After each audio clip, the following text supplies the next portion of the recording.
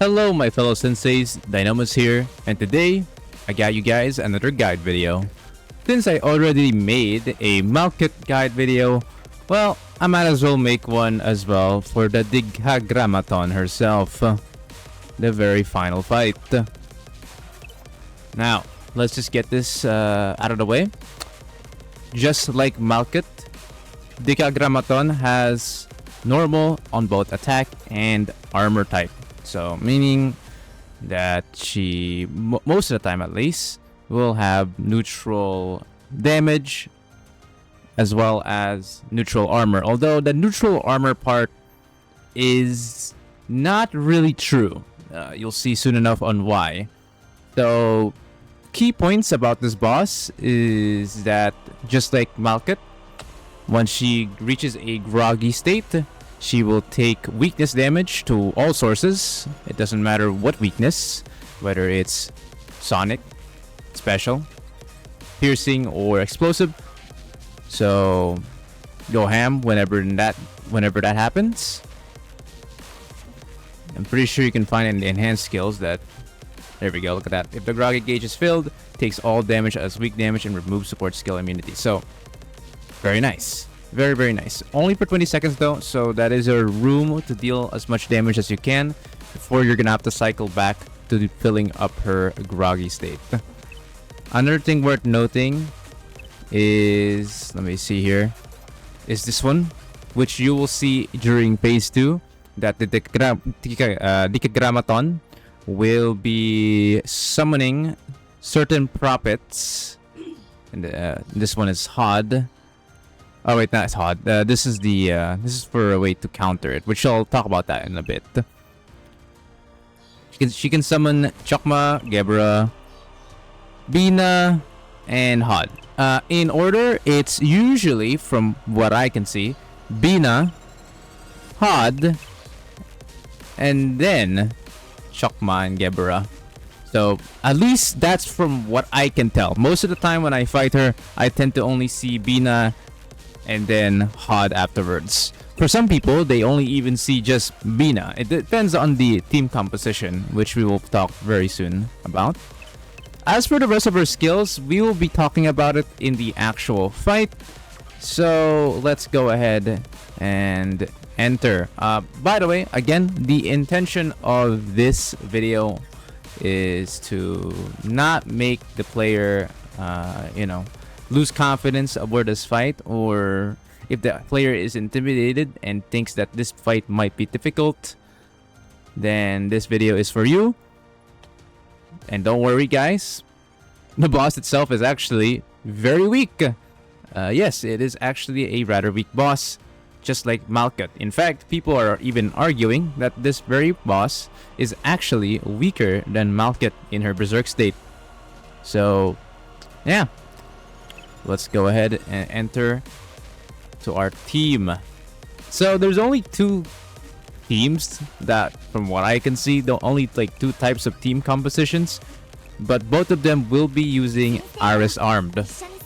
She is the best character for this due to how her groggy meter works and due to the fact that the groggy state only lasts for 20 seconds for one big hit. And unlike Malkut, you do not need other DPS units or other color types to deal significant damage against her or to actually be able to pull off the groggy state. You are only going to require a few things from the actual fight itself, and then afterwards she's gonna get groggy. Going back to the very team itself, we only have two. Okay, we only have two types.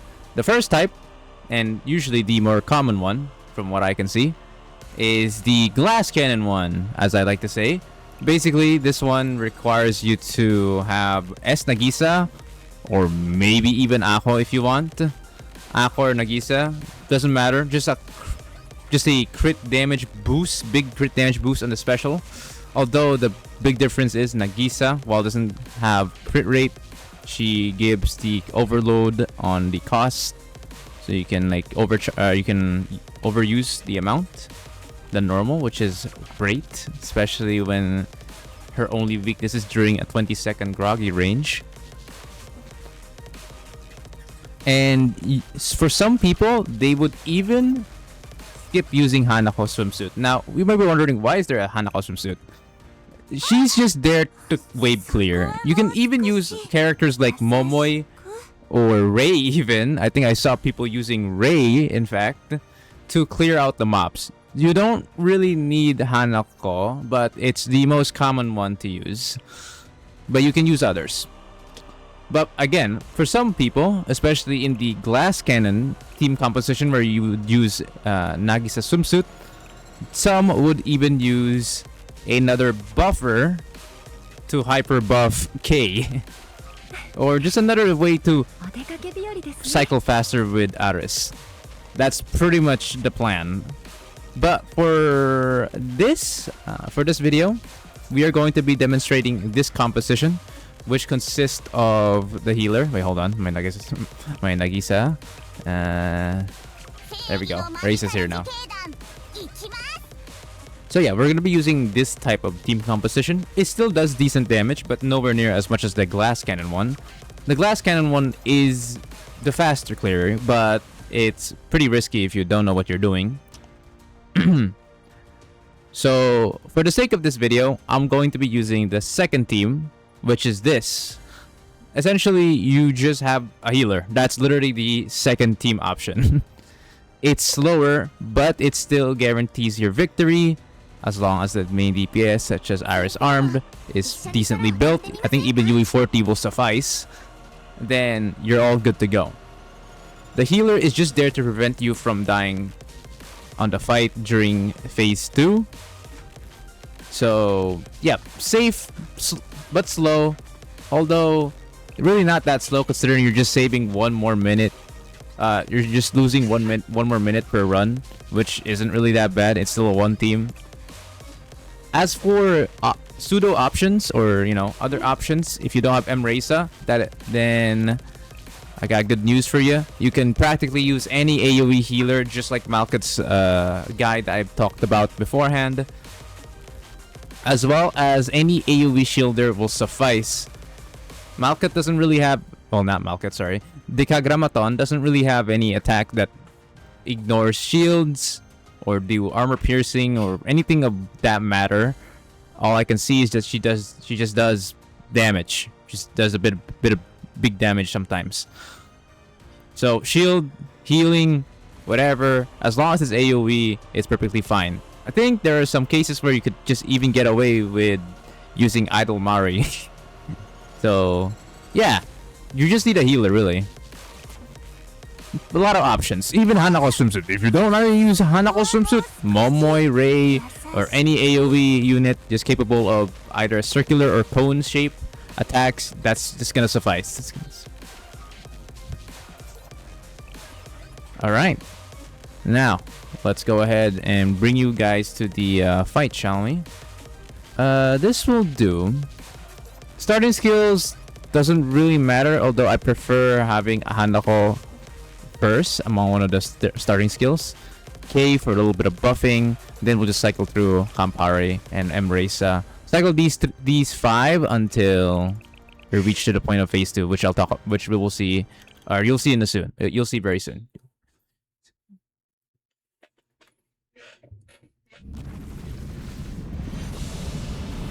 Alright. So when it comes to phase 1, it's just minions. So you only worry about killing minions. Kill it as fast as you can if you want. But again, you have plenty of time in this boss fight, so not a big deal. You buff here, and it'll summon 2 groups of minions. Just use an AoE, clear them out. Okay, in this case, my Hanako is a little too far away, but it's fine. In that scenario, you can use Campari or Hisaki right away and just one-shot them, so you don't have to mold for crits. But again, it doesn't really matter. You're just there to weaken them or just one-shot them. It doesn't matter. All it matters is that they die quicker than usual. Cycle between these and shoot. Here you can start using your healer.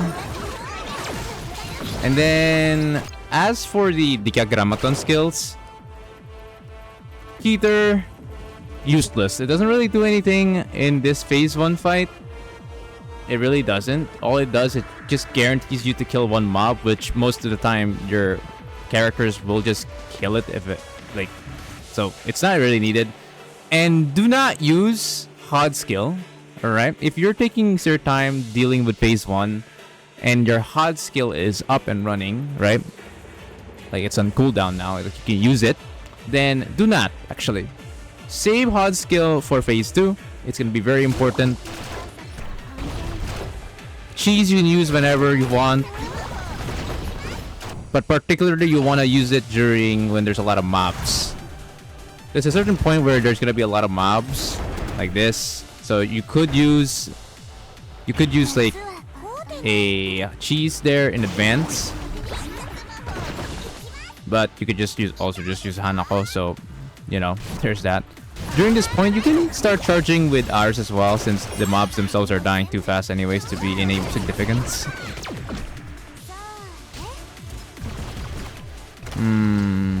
They're dying. Yep, get to phase 2. We're gonna this one we're gonna cycle through. Entering phase 2, and this is where it gets interesting. So, as you can see there, I immediately use HOD skill. You know why? Because she's about to summon one of the prophets. Now, something worth noting is that when she summons a prophet, that is your cue time to actually go ahead and use HOD skill, because it is actually a counter. As you saw like a couple minutes ago when I checked the skills that Decagrammaton has, HOD Erosion Tower is a way to counter them. Not only does it negate their damage by a whopping 50% or more, but it also reflects them back. So, very nice. Also, you can feel free to use HOD skill now, or not HOD skill, Keter skill. Very nice. Or just get all our units here, might as well. Oop. Now look at how little damage we take from that. Very nice. We buff Aris once again. And then there is a point where you have to wait. There you go. So as you can see, once the Groggy starts, you see that her weakness is now online, and now we can start hammering her in. Fire! Boom! Now on a glass cannon team, this would actually already make her at like 20 million to 30 million HP, which means you can just cycle one more time with Aris that isn't even charged, and you can actually just kill her. But again, since we are playing a safer team, we cannot. That's fine though. We can just cycle here.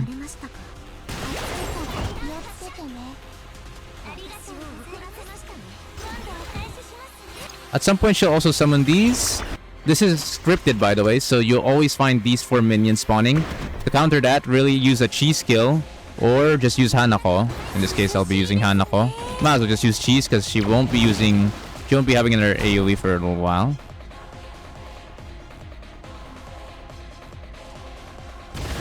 Might as well fire now.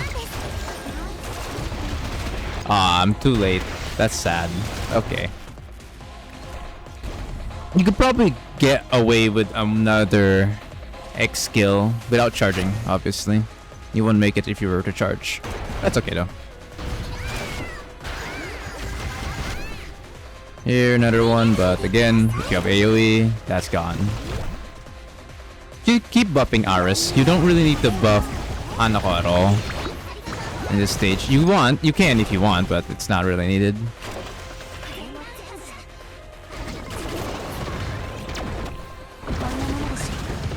And like I said, you see that HOD cooldown? It's up. But so is her prophet summoning. So yes, be sure to use HOD whenever you can see that she's about to summon a prophet, because it's pretty much in time with it. Pretty much. That we're safe, we can just go ahead and start charging up our skill. There we go. I love the boss fight though, it's really cool. is a pretty cool boss fight. Just, you know, pretty underwhelming once you get to realize just how, you know, just how weak she actually is with the right comp. Hell, I don't even think you need the perfect comp to beat her. In this case, she's now dead. We'll just let her do their basic skill and then shoot.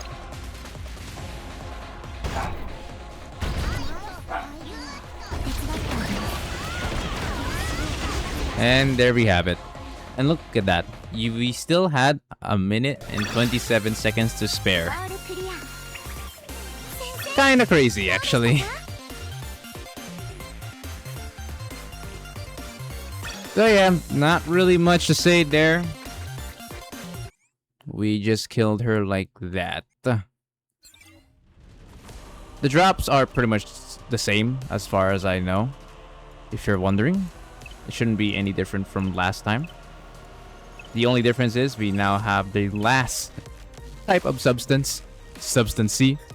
So it's another one from the shop that you will find from the, well, shop page. So yeah, that's pretty much it. Again, another pretty underwhelming boss, but visually pretty cool. I still think I prefer Shiroko Terror boss. I still think that's more badass, but hey, this is not much worse, to be honest. Okay, well, that's pretty much it. Thank you all so much for watching this video.